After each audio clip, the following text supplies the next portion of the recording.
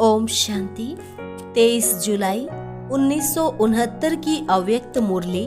मुरली का सार, सफलता का आधार, परखने की शक्ति। बाप दादा एक एक को देखते हुए क्या देखते हैं?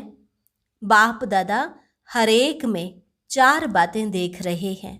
वो कौन सी 4 बातें हैं? हर एक ने अपना अपना विचार सुनाया।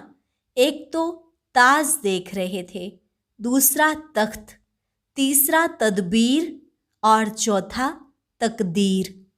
ताज, तख्त, तदबीर, तकदीर, यही 4 चीजें हर एक में देख रहे हैं। संगम का ताज कौन सा होता है मालूम है? तो आज बाप दादा तख्त नशीन और ताजधारी वत्सों की सभा में आए हैं। ताजधारियों को ही इस संगठन में बुलाया है, लेकिन हर एक का ताज अपना अपना तथा यथाशक्ति ही है। तो यह तो देख रहे थे कि इस संगम में कौन कौन ताज तख्तधारी बन बैठे हैं, किस किस ने कितना बड़ा ताज धारण किया है व छोटा धारण किया है। ताज को सदा ही सिर पर रख कर चलते हैं, वो कभी कभी ताज को किनारे रख देते हैं। आप सभी भी अपने आप को जानते हो ना, क्योंकि सभी चुने हुए रत्न हैं, तो इतनी पहचान तो जरूर होगी ही। अपनी तदबीर और तकदीर की परख है। आप अपने को पूरा परख सकते हो। समझो, मिसाल के तौर पर आप एडवांस पार्टी में जाते हो, तो अभी अभी आपके पुरुषार्थ प्रमाण, आपकी तकदीर क्या होगी, उनको समझते हो। अपने वर्तमान पुरुषार्थ और तकदीर को जानते हो। जब अपने को परख सकोगे तभी तो दूसरों को परख सकोगे। यह जानने की जरूरत भी है, क्योंकि अब समय ही ऐसा आ रहा है जो कि परखने की शक्ति की आपको अति आवश्यकता है। सर्विस में सफलता पाने का मुख्य साधन ही यह है। जैसे जैसे परखने की शक्ति तीव्र हो जाएगी, वैसे वैसे ही सफलता भी मिलती जाएगी। परख पूरी ना होने कारण जो उनको चाहिए, जिस रूप से उनकी तकदीर जग सकती है, वो रूप उनको नहीं मिलता है। इसलिए ही सर्विस की सफलता कम मिलती है। कम सर्विस की रिजल्ट क्या देखने में आती है कि प्रजा तो बहुत बन जाती है, वारिस बहुत कम। वारिस कम निकलने का मतलब ही है कि उनकी रग को पूरा परख नहीं सकते हो। मरीज की पूरी परख होती है तभी तो ठीक औषधि मिलती है ना, फिर रोग भी खत्म हो जाता है। खास जो निमित्त बने हुए पांडव हैं, उनको भविष्य में आने वाली बातों को परखने की शक्ति चाहिए और निर्णय करने की शक्ति भी चाहिए। निर्णय के बाद फिर निवारण की शक्ति चाहिए, तभी सामना कर सकेंगे। और सामना करने के बाद यज्ञ की प्रत्यक्षता की सफलता पाओगे। आपको बाबा ने किस लिए बुलाया है? हिसाब किया जाता है ना। सीढ़ी उतरने और चढ़ने का ज्ञान सिखाने लिए बुलाया है। अब किस बात में उतरना है और किस बात में चढ़ना है? बड़प्पन तो पकड़ लिया है, मगर बड़प्पन होते हुए भी जहां पर छोटेपन की सीढ़ी उतरना होता है, वहां पर फट उतर नहीं सकते हो। 1 सेकंड में मालिक और 1 सेकंड में बालक बने की आवश्यकता है। जहां पर बालक बनना चाहिए, वहां पर फिर मालिकपन भी कुछ देखने में आता है। जैसा समय वैसा ही स्वरूप कैसे बनाना चाहिए, वो ही सिखाने के लिए बुलाया है। मिसाल के तौर पर आप कहीं भी संगठन के बीच में रहते हो, संगठन में कोई भी बात होती है, तो उसमें विचार देने के समय मालिक बनकर विचार देना तो बहुत अच्छा है, लेकिन जहां पर संगठन का सवाल आता है, वहां पर निमित्त बने हुए भाई बहनें जो फाइनल करते हैं, उस समय फिर अपनी बुद्धि को बिल्कुल ही बालकपन में ले आना चाहिए। बालकपने की क्वालिफिकेशन क्या होती है? वहीं पर फोर्स में बोलेंगे, फिर वहीं पर ही बिल्कुल निसंकल्प बन जाएंगे। तो इसी रीति संगठन के बीच में निमित्त बने हुए के सामने अपनी मालिकपने की बुद्धि बनाकर, राय देकर फट से बालकपने की बुद्धि बना लेनी है। इसी में ही फायदा भी है। लेकिन जहां भी मालिकपन होता है उसकी रिजल्ट क्या होती है? एक तो समय खराब होता है और शक्ति भी वेस्ट जाती है, और जो एक दो में स्नेह बढ़ना चाहिए वह कम होना संभव हो जाता है। इसलिए आप लोग जैसे जिम्मेवारियां लेते जाएंगे वैसे वैसे आपको इस सीढ़ी को उतरने और चढ़ने की आवश्यकता होगी। तो इन एडवांस भविष्य सर्विस की सफलता के लिए यह शिक्षा दे रहे हैं। आप सब अनुभवी भी हैं। समय प्रति समय हर एक छोटा बड़ा अपनी शक्ति और स्वमान को रखने की कोशिश करता है। आगे चलकर यह समस्या कुछ ज्यादा सामने आने वाली है। इसलिए ही जो निमित्त बने हुए हैं उनको बहुत निर्माण चित्त बनना पड़ेगा। निर्माण अर्थात अपने मान का भी त्याग। त्याग से फिर और ही ज्यादा भाग्य मिलता है। जितना आप त्याग करेंगे उतना और ही आपको स्वमान मिलेगा। जितना अपना स्वमान खुद रखवाने की कोशिश करेंगे उतना ही स्वमान गंवाने का कारण बन जाएंगे। इसलिए बालक और मालिकपने की सीढ़ी को जल्दी जल्दी उतरो और चढ़ो। इस अभ्यास को बढ़ाना है, इसलिए ही आपको बुलाया है। अब इसमें सफलता तो तभी होगी जब परिस्थिति को परखने की शक्ति होगी। परिस्थिति को परखने से फिर परिणाम ठीक निकलता है। परखते नहीं है तो परिणाम उल्टा हो जाता है। परखने की शक्ति बढ़ाने का क्या पुरुषार्थ है? दिल की सफाई से भी इस बात में बुद्धि की सफाई जास्ती चाहिए। संकल्प की जो शक्ति है उनको ब्रेक लगाने की पावर हो। मन का संकल्प व बुद्धि की जजमेंट जो भी हो, तो मन और बुद्धि दोनों को एक तो पावरफुल ब्रेक चाहिए और मोड़ने की भी शक्ति चाहिए। यह दोनों ही शक्तियों की बहुत जरूरत है। इसी को ही याद की शक्ति व अव्यक्ति शक्ति कहा जाता है। अगर ब्रेक ना दे सकेंगे तो भी ठीक नहीं, अगर टर्न नहीं कर सकेंगे तो भी ठीक नहीं। तो ब्रेक देने और मोड़ने की शक्ति होगी तो बुद्धि की शक्ति व्यर्थ नहीं गवाएंगे। एनर्जी वेस्ट ना होकर जमा होती जाएगी। जितनी जमा होगी उतना ही परखने की, निर्णय करने की शक्ति बढ़ेगी। यह भी अभ्यास भट्ठी में करना चाहिए। तो अपने मन और बुद्धि को कहाँ तक ब्रेक लगा सकते हो और मोड़ सकते हो, अपने को चेक करना है। कोई बात में एक्सीडेंट होने के भी यही दो कारण होते हैं। खास पांडवों प्रति बाप दादा का यही विशेष इशारा है। अच्छा, भट्ठी में तो बहुत कुछ सुना होगा। ऐसे तो नहीं कि बहुत सुनते हो तो बिंदु स्वरूप में रहना मुश्किल हो जाता है, परंतु बिंदु रूप में स्थित रहने की कमी का कारण यही है कि पहला पाठ ही कच्चा है। कर्म करते हुए अपने को अशरीरी आत्मा महसूस करें, यह सारे दिन में बहुत प्रैक्टिस चाहिए। प्रैक्टिकल में न्यारा होकर कर्तव्य में आना, यह जितना जितना अनुभव करेंगे उतना ही बिंदु रूप में स्थित होते जाएंगे, परंतु यह अटेंशन कम रहता है। आप कहेंगे समय नहीं मिलता है, लेकिन समय तो निकाल सकते हो अगर लक्ष्य है तो।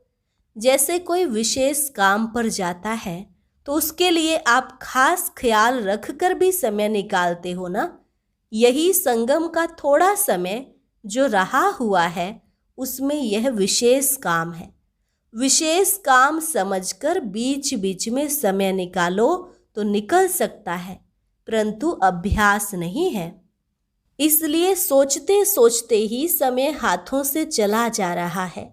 आप ध्यान रखो तो जैसी जैसी परिस्थिति उसी प्रमाण अपनी प्रैक्टिस बढ़ा सकते हो। इस अभ्यास में तो सभी बच्चे हैं। वास्तव में बिंदु रूप में स्थित होना कोई मुश्किल बात नहीं है। बिंदु रूप तो है ही न्यारा, निराकार भी है तो न्यारा भी है।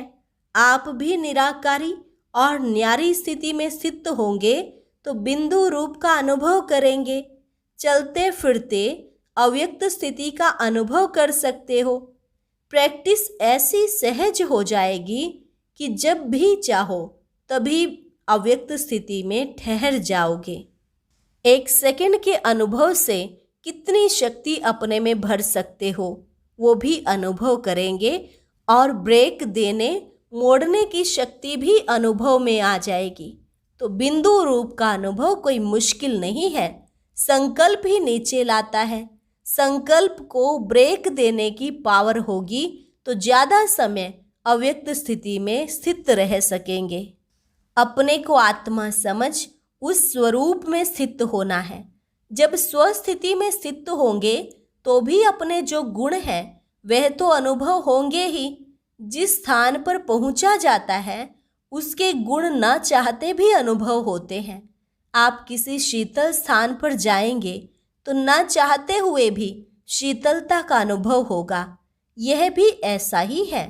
आत्म अभिमानी अर्थात बाप की याद, आत्मिक स्वरूप में बाबा की याद नहीं रहे यह तो हो नहीं सकता है। जैसे बाप दादा दोनों अलग अलग नहीं हैं, वैसे आत्मिक निश्चय बुद्धि से बाप की याद भी अलग नहीं हो सकती है।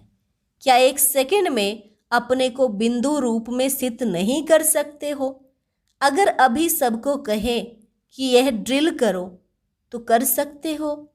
बिंदु रूप में स्थित होने से एक तो न्यारेपन का अनुभव होगा और जो आत्मा का वास्तविक गुण है उसका भी अनुभव होगा।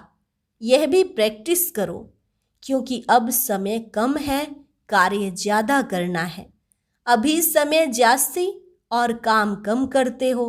आगे चल कर के समय ऐसा आने वाला है जो कि आप सभी की जीवन तो बहुत बिजी हो जाएगी और समय कम देखने में आएगा। यह दिन और रात 2 घंटे के समान महसूस करोगे। अब से ही यह प्रैक्टिस करो कि कम समय में काम बहुत करो। समय को सफल करना भी बहुत बड़ी शक्ति है। जैसे अपनी एनर्जी वेस्ट करना ठीक नहीं है, वैसे ही समय को भी वेस्ट करना ठीक नहीं है। एक एक की प्रजा प्रख्यात होगी। जब प्रजा प्रख्यात होगी तब पद भी प्रख्यात होगा। हर एक की प्रजा और भक्त प्रख्यात होंगे भविष्य पद के पहले। संगम की सर्विस में सफलता स्वरूप का यादगार प्रख्यात होगा। ऐसा समय आने वाला है जो कि आप अपनी कमाई नहीं कर सकोगे परंतु दूसरों के लिए बहुत बिजी हो जाओगे। अभी अपनी कमाई का बहुत थोड़ा समय है, फिर दूसरों की सर्विस करने में अपनी कमाई होगी। अभी यह जो थोड़ा समय मिला है उसका पूरा पूरा लाभ उठाओ, नहीं तो फिर यह समय ही याद आएगा। इसलिए जैसे भी हो, जहाँ पर भी हो, परिस्थितियाँ नहीं बदलेंगी। यह नहीं सोचना कि मुसीबतें हल्की होंगी फिर कमाई करेंगे। यह तो दिन प्रतिदिन और विशाल रूप धारण करेंगी, परंतु इनमें रहते हुए भी अपनी स्थिति की परिपक्वता चाहिए। इसलिए ही समय का ध्यान और अपने स्वरूप की स्मृति और इसके बाद फिर स्थिति, इसका ध्यान रखना है। अच्छा, जिम्मेवारी का ताज तो बताया। तख्त कौन सा था? नम्रचित का तख्त, जिस पर ही विराजमान होने से सारे काम ठीक कर सकेंगे। शक्ति सेना को तो एक रस का तख्त दिया था और पांडव सेना को निर्माण चित का दिया था। उस पर बैठ और जिम्मेवारी का ताज धारण कर भविष्य की पदवी बनाओ। तख्त से उतरना नहीं, इसी पर बैठकर काम करोगे तो कार्य सफल होगा। देखो, सारे दिन में जो आप काम करते हो उसमें 4 बातें कौन सी हैं जो आपके साथ रहती हैं? कॉमन और स्थूल बात पूछता हूँ। एक तो कुर्सी साथ रहती है, दूसरा कलम, तीसरी फाइल और चौथी भागदौड़। इन चारों को लौकिक से अलौकिक में लाओ। कुर्सी पर जब बैठो तो तख्त याद करो, कलम उठाओ तो कमल के फूल को याद करो। कमल का फूल बनकर कलम चलानी है। फाइल को देखकर अपना पोता मेल याद करो कि मेरी फाइल में बाप दादा अभी क्या सही करते होंगे। भाग दौड़ तो है ही, सीढ़ी से उतरना और चढ़ना, यह प्रैक्टिस करो तो जहां पर भी बुद्धि को लगाना चाहता हूं लगती भी है कि नहीं। वैसे ही जैसे कि पांव जहां भी चलाना चाहो चलते हैं ना, इसी प्रकार से आपकी बुद्धि भी पांव मिसल हो जाएगी। अब बुद्धि को लौकिक से अलौकिक बातों में परिवर्तन करना, तो अवस्था में भी परिवर्तन आ जाएगा। इस संगठन के रत्नों में क्या विशेष खूबी है? एक तो सभी स्नेही है, दूसरा मेजॉरिटी सरेंडर बुद्धि है, तीसरा सर्विस के लिए हर वक्त तैयार रहते हैं, इसलिए ही एवर रेडी हैं। अब जैसे जिम्मेवारी का ताज मिला है, उसमें इन सब विशेषताओं को रत्नों की तरह जड़ना है, तभी जिम्मेवारियों को पूरी रीति संभाल सकोगे। यह गुण ताज की मणियां हैं, अर्थात शोभा है, इनको कायम रखना है। जैसा कर्म आप करेंगे आपको ही देखकर सभी फॉलो करेंगे। एक स्लोगन और याद रखना जरूरी है, छोटों को करो प्यार और बड़ों को दो रिगार्ड। प्यार देना है फिर रिगार्ड लेना है, ये कभी नहीं भूलना। यह संगठन सोना तो है, परंतु सोने पर सुहागा लगाया जाता है। उसके लिए बीच बीच में मधुबन में संगठन हो। निमित्त बनी हुई बहनों की राय से ही समय प्रति समय संगठन होगा। प्रदर्शनी में भी कुछ नवीनता आनी चाहिए। अभी तो इतना ही समझते हैं कि यहाँ की नॉलेज अच्छी है। जो बातें बतानी है बिना पूछे देखने से ही समझें कि अभी हमको ये सहज रास्ता मिला है। इस लक्ष्य को रखकर प्रदर्शनी बनाने की कोशिश करें और टॉपिक में भी आकर्षण हो, परमात्मा के परिचय पर रख सकते हो। और जो लोग दूर भागते हैं उनको नज़दीक लाना है। फिर उसमें धर्म के विचार वाले हो और कोई प्रकार हो, उनकी फिर पीठ भी करनी है। बिना पीठ किए सफलता नहीं होगी। जैसे म्यूजियम की सर्विस की है, उसकी भी पीठ करनी है, उनसे संपर्क रखना है, समय प्रति समय बुलाना है। भले संबंध रखना चाहिए जो उनको परिवार की महसूसता हो, तभी ही सर्विस की सफलता होगी। अच्छा, और अब यह एक बहुत अच्छी वीडियो भी ज़रूर देखें।